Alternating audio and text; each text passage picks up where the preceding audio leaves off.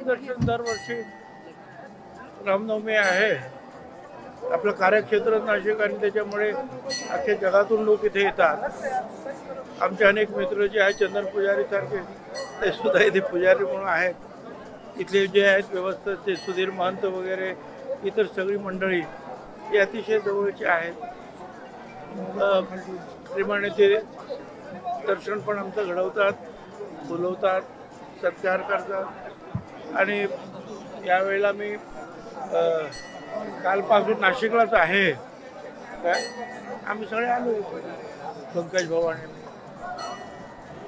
साहेब मंत्रिपदासाठी इच्छुक आहेत अशी चर्चा आहे. काही देवाकडे प्रार्थना एवढ्या लहान गोष्टी मी देवाकडे मागत नाही.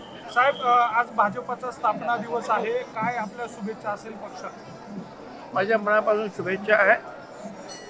त्यांचा पक्ष भाजपा पक्ष वाढावा, चांगलं काम त्यांच्या हातून घडावं, देशसेवा घडावी, देशाची प्रगती. आणि ह्या अडचणीच्या काळामध्ये विशेषतः अडचण म्हणजे अशी की जे आता हे अमेरिकेचे ट्रम्प राष्ट्राध्यक्ष त्याने हे जे काही आता एक वेगळंच युद्ध सुरू केलेलं आहे, टॅक्स वॉर, आता यातून जे आपल्याला पुढे जायचं आहे, परमेश्वर आपल्या सगळ्यांना सुबुद्धी आणि शक्ती देव. साहेब ट्रम्पच्या विरोधात त्यांचे लोक रस्त्यावर उतरलेले आता आंदोलन करत आहेत. चालायचं. अनेक देशात जगातले अनेक देशातले जे आहेत प्रमुख त्यांनी सुद्धा त्यांना सांगितलं की आम्ही सुद्धा तुम्हाला तेवढीच तोड उत्तर देऊ. आता भारत सुद्धा जे आहे आपला फायदा तोटा सगळं बघून मोदी साहेब आणि सगळी जी मंडळी अमित शहा वगैरे हे सगळे त्या बाबतीमध्ये निश्चितपणे पुढे पावले उचलतील. शेतकऱ्यांचं मोठं नुकसान झालेलं आहे. काही दिवसांपूर्वी अवकाळी पाऊस झाला आणि त्या सगळ्या पार्श्वभूमीवर मदतीची अपेक्षा शेतकऱ्यांना आहे. शासन दरबारी आपण या सगळ्या संदर्भामध्ये काही पाठपुरावा करणार आहात? असं आहे की तुमच्या सगळ्यांच्या माध्यमातून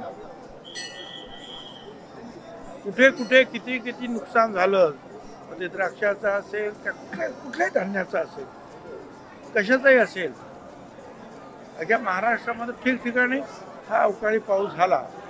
हे तुम्ही सगळ्यांनी जे आहे सातत्यानं टी व्हीवर दाखवलेलं आहे. ते मुख्यमंत्र्यांपासून सर्व मंत्रिमंडळाने पाहिलेलं आहे, सर्व अधिकाऱ्यांनी पाहिलेलं आहे. मला असं वाटतं ते निश्चितपणे एक सकारात्मक असा विचार त्या बाबतीत करतील. साहेब, काँग्रेसचे प्रदेशाध्यक्ष हर्षवर्धन सपकाळ यांनी मुख्यमंत्री देवेंद्र फडणवीस यांची तुलना फडणवीसांसोबत केलेली आहे. धर्माच्या नावावर राजकारण करताना असा आरोप देखील केलेला आहे. असं आहे ना की आता ते काय होईल, प्रत्येकाला कुठे आपण उत्तर देत बसणार. विरोधी पक्षाचे अध्यक्ष आहेत ते विरोधच बोलणार, विरोधीच बोलणार, ते काही पाठिंब्याचं बोलणार नाही. फडणवीसांबद्दल औरंगजेबाशी तुलना फडणवीसांची त्यांनी केलेली ती आहे. अतिशय चुकीची आहे.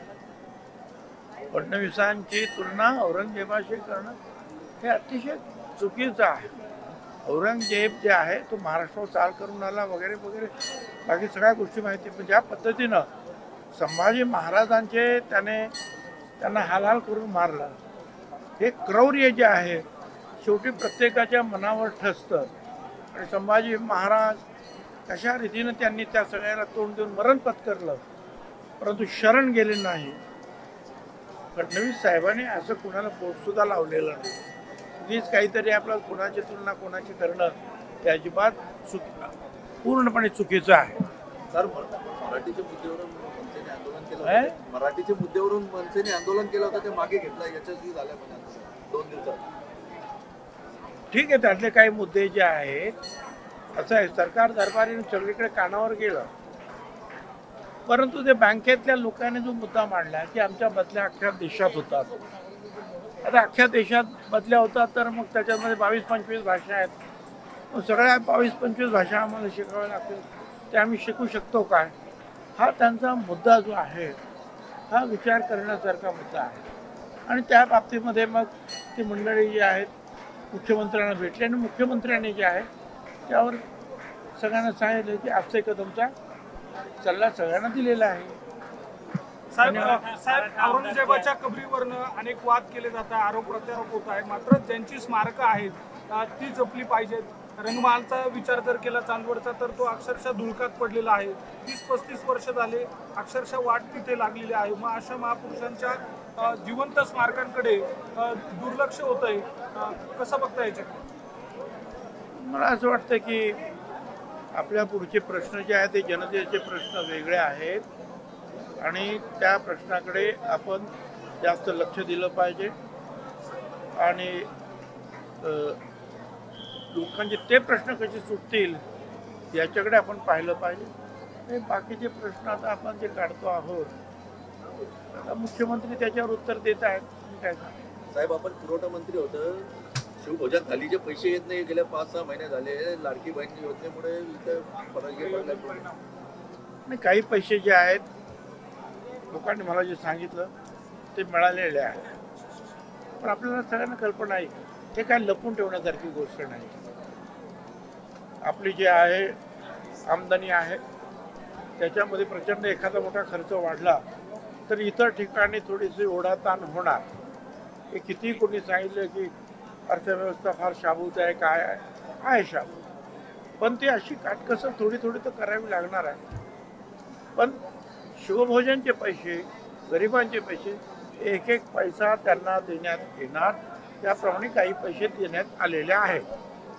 मराठा आमदार जे आहेत ते धनंजय मुंडे यांचं खच्चीकरण करताय असा आरोप पुनरत्न सदावर्ते यांनी केलेला आहे. तर प्रत्येक जण काय कोण कोण या राज्यात आणि देशात बोलतो त्याच्यावर मी काय काय उत्तर देऊ.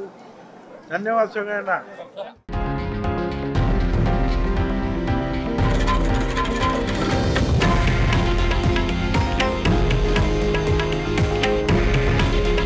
हे आहे देशातील नंबर 1 न्यूज नेटवर्क आणि आपण पाहत आहात TV9 मराठी. काळजी तुमची, हित महाराष्ट्राचं.